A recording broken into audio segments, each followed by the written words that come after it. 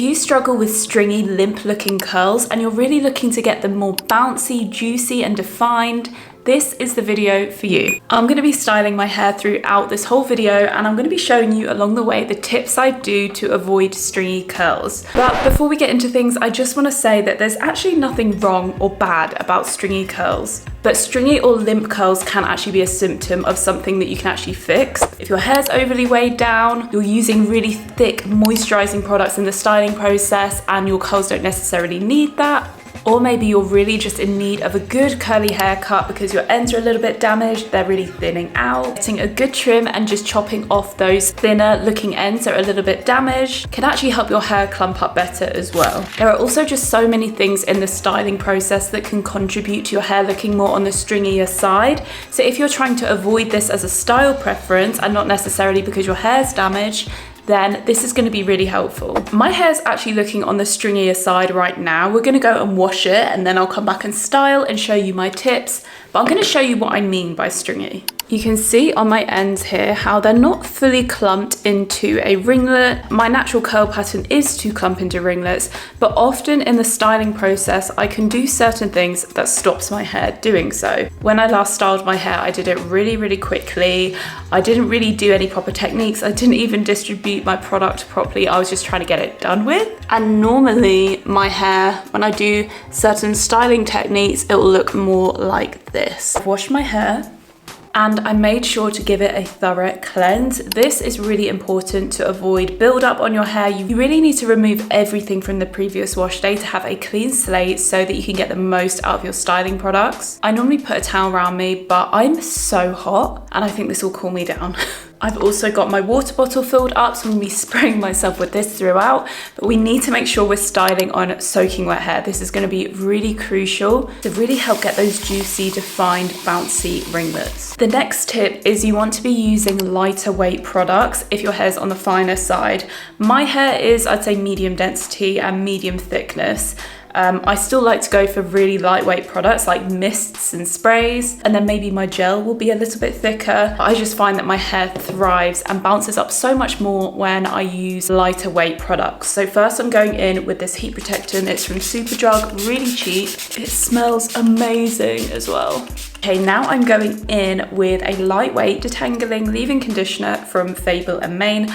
I can't believe this is nearly gone. This is new. I've been using it so much. This whole routine, actually, I've been using a lot because it's been giving me incredible curls and I'm obsessed with this lineup. I just know the result's gonna be good already. This also smells incredible. Spray it all over. And we need to get even distribution. You can only really do that by brushing it through. So start at the ends and work your way up. I won't need to do a full detangle here just because I've already detangled my hair in the shower with conditioner in it. So I've got all those real difficult knots out from last wash day. This is more just to smooth the products through the hair, and it will also make it easier for us to brush clump as well in a moment with the gel in.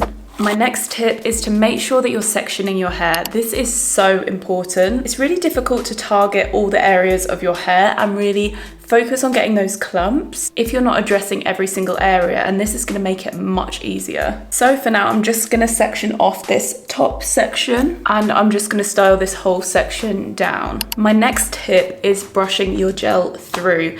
Because it's also very humid right now in the UK, it's hot, we're in the summer months. I'm trying to limit frizz as well. I only brush gel through if it's on the more moisturizing side. If it's really sticky, thick, or like dries really quickly, I don't do it because I don't want to cause breakage and friction.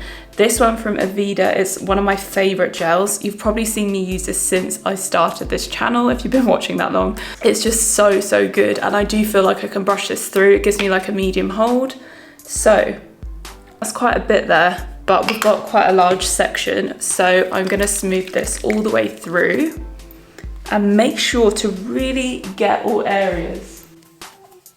Even these bits. The stringy curls are often around the nape of the neck at the bottom, so we're going to really focus on this area. So you want to brush it through first. And now we're going to brush clump the hair. Often the difference between stringy looking curls and more clumped defined curls can just be down to tension when you're styling. For example, if I take a piece of hair and I just put my comb through it, you see it didn't really bounce up at all. That's because there's no tension in this. The teeth are too wide apart. There's nothing kind of gripping the hair to help it bounce up. Whereas if I use a bristle brush, the teeth are a lot closer together and I kind of gently press, making sure the hair is all the way to the base of the brush, angle it ever so slightly and shake. You can see the curls have bounced up really nicely. That's what we want to aim to do all over our hair to try and get those defined curl clumps. This has gone into too much of a big curl clump for me, so I am going to go around and separate them with my comb afterwards. This doesn't get rid of the curls because you're probably thinking, well, you just said not to use this. You can use it after to separate, but don't use it to style, if that makes sense. So I'm going around in sections about this big and I'm making sure the hair is at the base of the brush. And with my index finger, I'm just pressing down and I put my hand here and just bounce, and you can see the curls are bouncing. If your hair starts to dry throughout, spray it down with more water, don't add more product, because then you're at risk of over moisturizing your hair in the process. I may have to do it as well because I'm talking, so I'm spending longer on my hair than I normally would. I may have to spray mine down as well. These curls are very juicy, ringlety, there's no frizz around them. Compared to this side, if we were to just let these sides air dry now, this would dry a lot more clumped and ringlety. This side would probably dry frizzy and a bit stringy. Now I'm gonna do the other side. And if you decide not to brush your gel through for any of the reasons I mentioned earlier, you would scrunch that in after you finish the section, after you're happy with how you've brushed it. Okay, so we are all done in terms of being clumped. I'm taking my comb.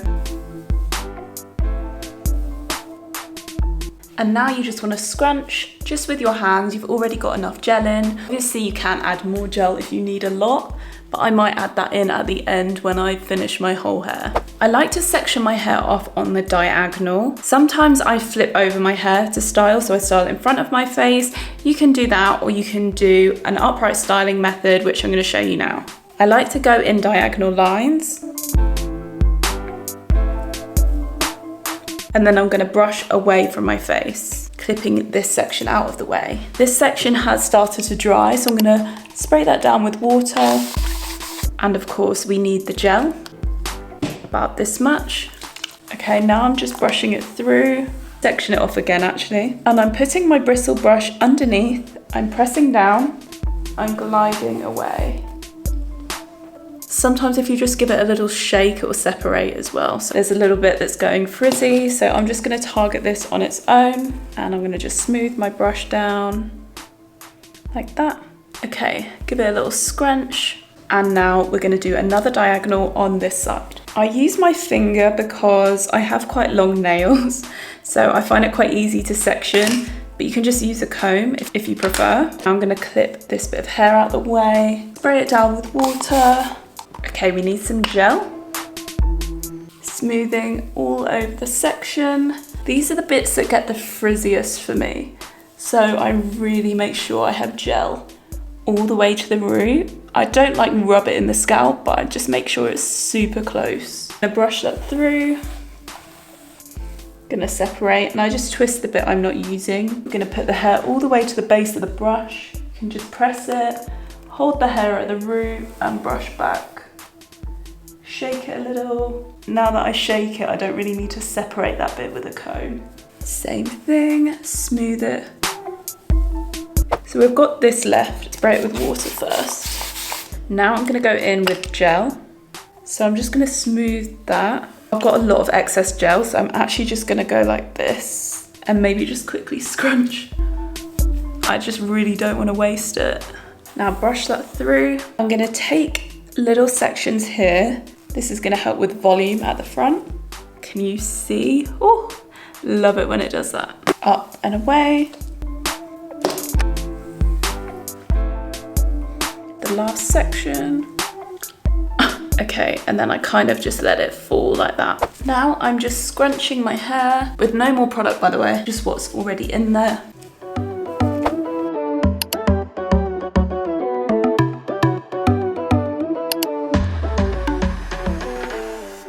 Because it is so hot today, I am gonna root clip my hair and air dry for a little bit. And this just goes to show you can still get great results air drying. You don't have to diffuse the whole way. And I'm taking these mini claw clips and I'm just gonna clip the root up just on 4 here at the front. I'm gonna get on with a few other things and I'm just gonna leave my hair and we're gonna see how it looks in about 20 minutes. I'm hoping it would have dried quite a lot. Okay, it's been about an hour. Just a quick update. So I'm gonna start scrunching out the crunch. I've already done a little bit. I'm gonna take these clips out. Sorry for the noise, I have the fan on, but I am absolutely boiling. I'm sure I'll look back at this video and be like, you should be grateful that it's warm right now. But I just can't actually cope. I like scrunching the crunch out early. I don't know why, I just think I get much better results. I like to be able to see where it's still wet instead of waiting until it's fully dry and then scrunching it all out. It's looking really good. It's looking soft and really bouncy and defined.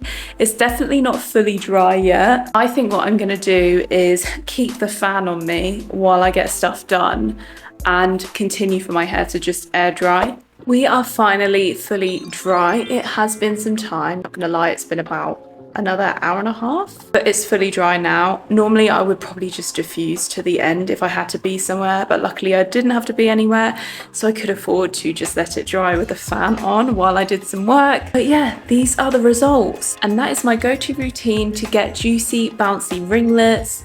There's so much shine, a lot of bounce, no frizz. This is a little before and after of that bottom section. You can see how much more this is clumped up into their little curl clumps. I really hope you enjoyed this video, guys. I hope you found it helpful.